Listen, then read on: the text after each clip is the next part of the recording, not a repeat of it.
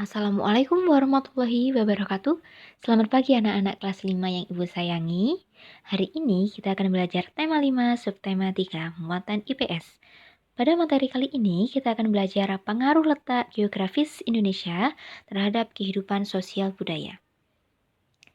Letak Indonesia secara geografis di antara dua benua yaitu benua Asia dan benua Australia, dan di antara dua samudra yaitu Samudra Hindia dan Samudra Pasifik.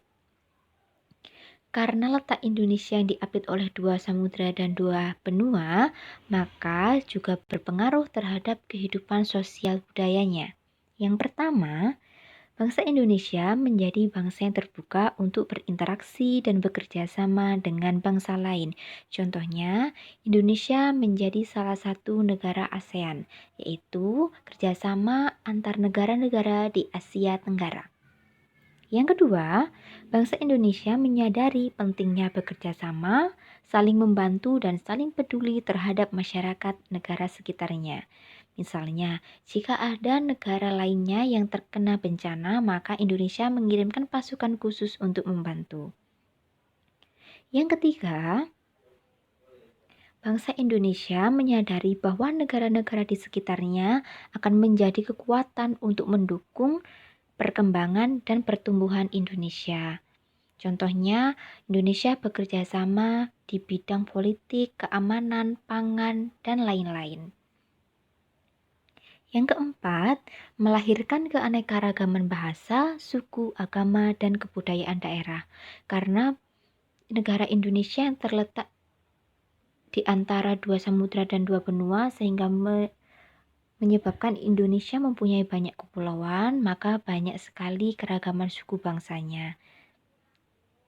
Yang kelima, keunikan kebudayaan akan menarik wisatawan asing untuk berkunjung ke Indonesia. Karena banyaknya keragaman tadi, banyak wisatawan asing yang ingin melihat bagaimana budaya Indonesia. Hal tersebut dapat menambah pendapatan bagi negara kita.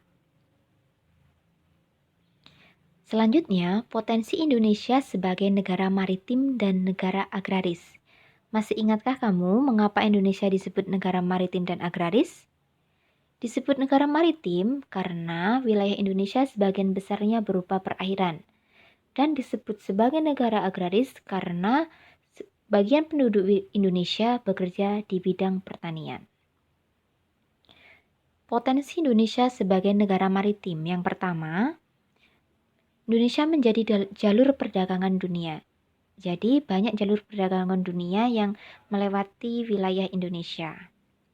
Yang kedua, Indonesia sebagai penghasil rumput laut dan ikan tuna terbesar. Seperti ini. Yang ketiga, Indonesia sebagai penghasil kepiting dan udang terbesar kedua setelah Cina. Yang keempat, banyaknya sentra produksi udang di Jawa, Sumatera, dan Kalimantan. Dan yang terakhir, perairan Indonesia menyimpan 70% potensi minyak bumi. Sekarang, potensi Indonesia sebagai negara agraris. Yang pertama, menghasil rempah-rempah dan memiliki tanah yang subur. Yang kedua, pengekspor biji coklat, pala, dan vanili. Yang ketiga adalah banyaknya tanaman padi, jagung, tebu, kopi, dan teh yang subur. Pengekspor artinya Indonesia mengirimkan barang ke luar negeri. Sebagai negara kepulauan, sistem komunikasi dan transportasi menjadi faktor yang penting dalam kehidupan untuk meningkatkan perekonomian. Maka, untuk mempermudah dan mempercepat perpindahan barang, pemerintah membangun sistem transportasi darat, laut, dan udara yang semakin baik. Dapat kalian bayangkan kan, jika tidak ada sistem transportasi yang layak, maka jalur distribusi dan perpindahan barang di Indonesia tidak akan dapat mudah tercapai. Demikian pembelajaran dari Ibu. Semoga pembelajaran kali ini bermanfaat. Ibu akhiri. Wassalamualaikum warahmatullahi wabarakatuh.